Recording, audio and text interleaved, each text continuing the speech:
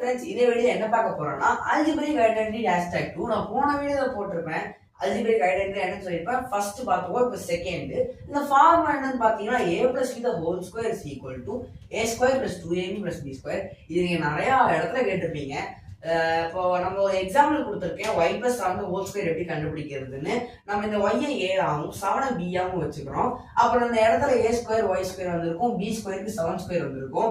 இந்த இடத்துல 2ab அதாவது 2ab இது 2 போட்டுக்கிட்டோம், yக்கு வந்து ஏவா அதனால y போட்டுக்கிட்டோம், bக்கு வந்து 7 அதனால 7 போட்டுக்கிட்டோம். இந்த இடத்துல எப்படி 14 வந்துச்சு, நம்ம 2y7 மறுபடியும் 14 வருமா, 14 into y வந்து 14 அப்படியே போட்டாச்சு. 7 ஸ்கொயர் வந்து நம்ம அப்படியே எழுதிட்டோம், y ஸ்கொயர் அப்படியே எழுதிக்கிட்டோம். இங்க y square plus 14y plus 14 எப்படி வந்துச்சு, 7 ஸ்கொயர் 7 into 7 எழுதா 7 7 தான் 49. ஸோ இப்படிதான் இந்த ஆன்சர் வந்தது. இதை வச்சு நம்ம நிறைய ஸ்டெப்ஸ் போடலாம். இது நிறைய இடத்துல யூஸ் ஆகும். நம்ம அடுத்த வீடியோ